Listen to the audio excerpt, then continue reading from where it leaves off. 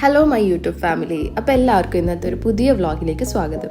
ഇന്നത്തെ vlog start ആവുന്നത് ക്ലീനിങ്ങിലാട്ടോ. Because ഞാൻ കുക്കിംഗ് സ്റ്റാർട്ട് ചെയ്യുന്നതിന് മുന്നേ എൻ്റെ ഹോബെല്ലാം ഫുള്ള് ക്ലീൻ ചെയ്യും. ഈ വ്ളോഗ് ഷൂട്ട് ചെയ്യുന്ന സമയത്ത് നോമ്പ് 20 കഴിഞ്ഞിട്ടുണ്ടായിരുന്നു കേട്ടോ. അപ്പോൾ ഇനി കുറച്ച് നോമ്പും കൂടി ഉള്ളൂ. അതിന് മുന്നേ ഞാൻ കുറച്ച് സ്നാക്സൊക്കെ പ്രീ കുക്ക് ചെയ്ത് വെക്കാമെന്ന് വിചാരിച്ചു ഇനിയുള്ള നോമ്പിന് വേണ്ടിയിട്ട്. അപ്പോൾ ഞാനിവിടെ ഇന്ന് ഉണ്ടാക്കുന്നത് ചിക്കൻ കട്ട്ലറ്റും ചിക്കൻ സമൂസയാട്ടോ. അതിന് വേണ്ടി ഞാൻ യൂസ് ചെയ്യുന്നത് ചിക്കൻ ബ്രസ്റ്റാണ്. ആദ്യം തന്നെ നമുക്ക് നമ്മുടെ ചിക്കൻ എല്ലാം നന്നായിട്ട് വാഷ് ചെയ്ത് ക്യൂബ്സ് ആക്കി കട്ട് ചെയ്തെടുക്കുക. അത് കഴിഞ്ഞിട്ട് ഞാൻ ഇതൊന്ന് കുറച്ച് ഉപ്പിട്ടിട്ട് നന്നായിട്ട് വേവിച്ചെടുക്കാനാട്ടോ പോകുന്നത്. ഈ ചിക്കൻ വേവുന്ന ടൈമിൽ ഞാൻ എൻ്റെ ഉരുളക്കിഴങ്ങൊക്കെ പീൽ ചെയ്ത് കട്ട് ചെയ്തെടുക്കുക കേട്ടോ. അപ്പോൾ ഇവിടെ ഞാൻ 2 വലിയ ഉരുളക്കിഴങ്ങാണ് യൂസ് ചെയ്യുന്നത്. ഈ സമയത്ത് നമുക്കിത് ഒന്ന് ബോയിൽ ചെയ്തെടുക്കാം ക്യൂബ്സ് ആക്കിയിട്ട്. അടുത്ത നമ്മുടെ സവാള അരിയലാട്ടോ. ആക്ച്വലി ഇവിടെ എനിക്ക് സവാള അരിയാനായിട്ട് ഒരു മിക്സർ ഉണ്ട്. സോ ഇതിലിട്ടിട്ട് ജസ്റ്റ് ഒന്ന് പ്രസ് ചെയ്ത് കൊടുത്താൽ മതി. സവാളയൊക്കെ നല്ല സ്ലൈസ് ആയിട്ട് വരും. ഇതൊരു വലിയ ലൈഫ് സേവർ ഐറ്റം ആട്ടോ.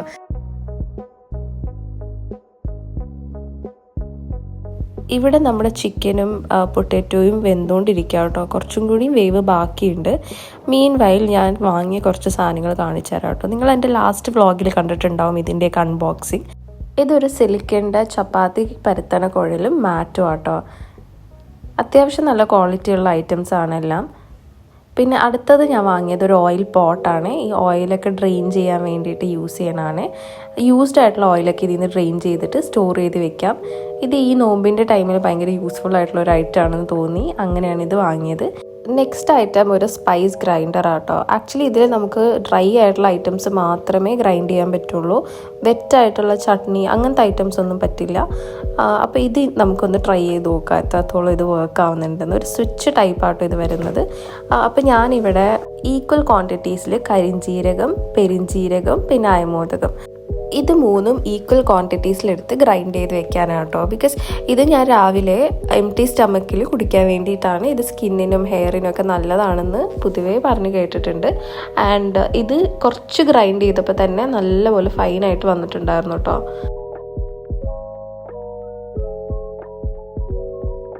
അപ്പോൾ ഇവിടെ നമ്മുടെ പൊട്ടാറ്റോയും ചിക്കനും ഒക്കെ ഫുള്ളി കുക്ക്ഡായി. ഇനി ഇത് നമുക്കൊന്ന് ഗ്രൈൻഡ് ചെയ്ത് മാഷ് ചെയ്തെടുക്കാം. ആദ്യം നമുക്ക് ചിക്കൻ കട്ട്ലറ്റ് ഉണ്ടാക്കാം. ഇതിന് വേണ്ടി ഞാൻ 2 വലിയ സവാള ഇട്ട് ഒന്ന് നന്നായിട്ട് കളറൊക്കെ ചേഞ്ച് ആയി വരുമ്പോഴേക്കും ഇതിലോട്ട് കുറച്ച് ജിഞ്ചർ ഗാർലിക് പേസ്റ്റ് ആഡ് ചെയ്യുന്നുണ്ട്. അത് കഴിയുമ്പോൾ ഞാൻ ഇവിടെ ക്യാപ്സിക്കോ യൂസ് ചെയ്യുന്നത്. ആൻഡ് കുറച്ച് ബേസിക് സ്പൈസസ് ലൈക്ക് മഞ്ഞൾ, മുളക് പൊടി, മല്ലിപ്പൊടി, ഗരം മസാല, പിന്നെ കുറച്ച് ചില്ലി ഫ്ലേക്സ് ഇതെല്ലാം ഇട്ട് നന്നായിട്ട് മിക്സ് ചെയ്ത് ഇത് സെറ്റായി കഴിയുമ്പോഴേക്കും അതിലോട്ട് ആ മാഷ് ചെയ്ത് വെച്ച് പൊട്ടറ്റോയും കൂടി ഇട്ട് മിക്സ് ചെയ്തെടുക്കുക. ഇതും കൂടി മിക്സ് ചെയ്ത് കഴിഞ്ഞിട്ടുണ്ടെങ്കിൽ നമ്മുടെ കട്ട്ലറ്റ് ആയിട്ടോ.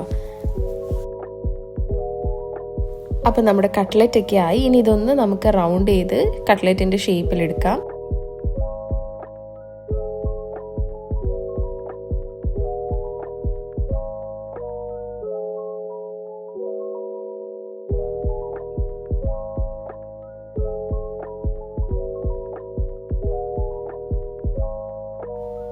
അപ്പോൾ നമ്മുടെ കട്ട്ലറ്റ് ഇവിടെ ഓൾമോസ്റ്റ് റെഡിയാണ്. ഇനി ഞാനിതൊരു പ്ലേറ്റിലാക്കി നേരെ ഫ്രീസറിലോട്ട് വെക്കുക കേട്ടോ. അപ്പോഴേക്കും ഇതിൻ്റെ ഷേപ്പ് ഒന്നും കൂടി ഒന്ന് സ്ട്രോങ് ആവും. പിന്നെ ഇത് പെട്ടെന്ന് പൊടിഞ്ഞു പോവില്ല. ഇവിടെ ഞാൻ ബാക്കി വന്ന ചിക്കൻ സ്റ്റോക്ക് ഒരു കണ്ടെയ്നറിലാക്കി ഫ്രിഡ്ജിലോട്ട് വെക്കുക കേട്ടോ. ഇത് ഞാൻ റൈസൊക്കെ ഉണ്ടാക്കാൻ യൂസ് ചെയ്യും. ഇനി അടുത്തത് നമ്മുടെ സമൂസ ആട്ടോ. സമൂസ ഉണ്ടാക്കാൻ വേണ്ടിയിട്ട് ഇതുപോലെ തന്നെ സവാള ഇട്ട് അതൊന്ന് കളർ ചേഞ്ച് ആയി വരുമ്പോൾ ഇഞ്ചി വെളുത്തുള്ളി പേസ്റ്റ് എന്നിട്ട് ചിക്കൻ ഇടാം. സമൂസയിൽ ഞാൻ യൂഷ്വലി ഒരുപാട് സ്പൈസസ് ഒന്നും ആഡ് ചെയ്യാറില്ല. ജസ്റ്റ് കുറച്ച് പെപ്പർ, ചില്ലി ഫ്ലേക്സ്, പിന്നെ ഗരം മസാല ആൻഡ് മല്ലിപ്പൊടി ആൻഡ് കുറച്ച് മല്ലിയിലയും പുതിനയും കൂടി ആഡ് ചെയ്ത് ഒന്ന് മിക്സ് ചെയ്തെടുക്കുകയാണ്. അതോടെ നമ്മുടെ സമൂസയുടെ മിക്സ്ചറായി. ഇനി ഇതൊന്ന് സമൂസ ഷീറ്റ്സിലാക്കി റെഡിയാക്കി എടുക്കണം.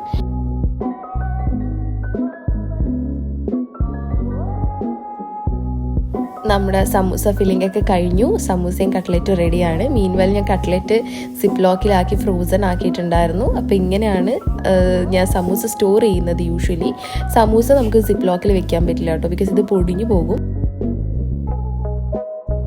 അങ്ങനെ സമൂസയും കട്ട്ലറ്റും ഉണ്ടാക്കി കഴിഞ്ഞപ്പോൾ തന്നെ ഏകദേശം 6:30 ആയി. ഇത് പിറ്റേ ദിവസത്തെ വ്ളോഗാണ്. ഇവിടെ ഞാൻ കുറച്ച് ഓറഞ്ച് ജ്യൂസാണ് ഫസ്റ്റ് ഉണ്ടാക്കുന്നത്.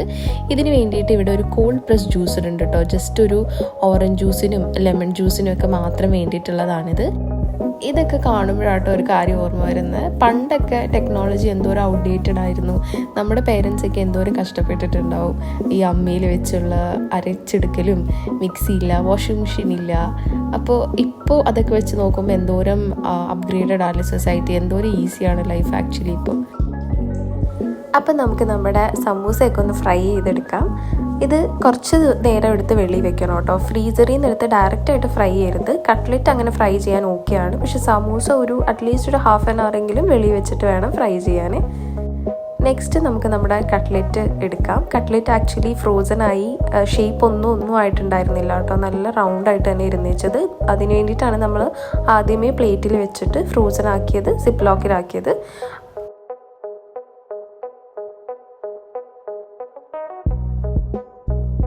അപ്പോൾ നമ്മുടെ കട്ട്ലറ്റൊക്കെ ഇവിടെ റെഡിയാണ്. ഇനി കുറച്ച് ഫ്രൂട്ട്സും നട്ട്സും കൂടി എടുത്തിട്ട് നമ്മുടെ ജ്യൂസൊക്കെ ആയിട്ട് നമുക്ക് ആ നോമ്പ് തുറ അങ്ങോട്ട് സെറ്റ് ചെയ്താലോ.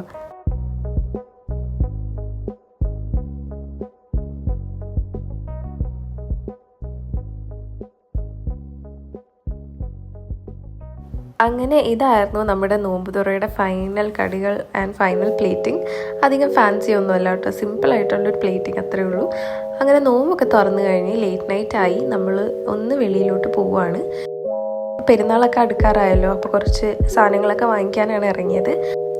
ആദ്യം നമ്മൾ ചെരുപ്പ് നോക്കാമെന്ന് വിചാരിച്ചു. ഇവിടെ ഒരു ഷൂ പാർക്ക് എന്ന് പറഞ്ഞ കടയിലാട്ടോ വന്നത്. ഇവിടെ ഒരുപാട് ഓപ്ഷൻസ് ഉണ്ടായിരുന്നു, ലൈക്ക് ലിറ്ററലി ഒരുപാട്.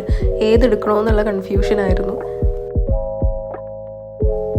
പക്ഷെ നമ്മൾ ഉദ്ദേശിക്കുന്ന ഐറ്റത്തിൻ്റെ സൈസ് നമുക്ക് കിട്ടുന്നുണ്ടായില്ല. അപ്പോൾ അതുകൊണ്ട് വേറെ ഓപ്ഷൻസ് കൂടി നോക്കിയിട്ട് ഒന്ന് സെറ്റായില്ലെങ്കിൽ തിരിച്ച് വരാമെന്ന് വിചാരിച്ചു അവിടെ നിന്ന് ഇറങ്ങി. ഇനി നമ്മൾ കുറച്ച് എന്തെങ്കിലും സ്നാക്സ് പോലെ കഴിക്കാമെന്ന് വിചാരിച്ചിട്ടാട്ടോ പോകുന്നത്. നോമ്പ് തുറന്നപ്പോൾ കഴിച്ച കടിയെല്ലാം ഡൈജസ്റ്റ് ആയിട്ടില്ല. ഇനി നമ്മൾ കുറച്ച് ഡെസേർട്ടായിട്ട് സ്വീറ്റായിട്ട് എന്തെങ്കിലും കഴിക്കാമെന്ന് വിചാരിച്ചു. ഇവിടെ പ്രോ ലാബ് എന്ന് പറഞ്ഞൊരു കെഫേയിലാണ് നമ്മൾ വന്നേക്കുന്നത്.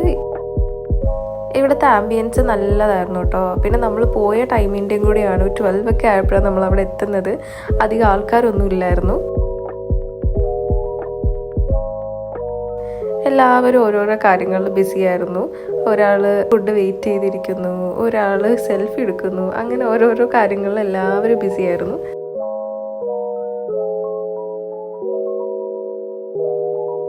നിങ്ങൾ ഇവിടം വരെ എൻ്റെ വ്ളോഗ് കണ്ടിട്ടുണ്ടെങ്കിൽ thank you so much. It means a lot to me. അപ്പോൾ നിങ്ങളുടെ അഭിപ്രായങ്ങളൊക്കെ കമൻറ്റിൽ അറിയിക്കുക. വ്ളോഗ് ഇഷ്ടമായെങ്കിൽ ലൈക്ക് ചെയ്യുക ആൻഡ് ഷെയർ ചെയ്യുക. So will meet you in the next video. Till then by.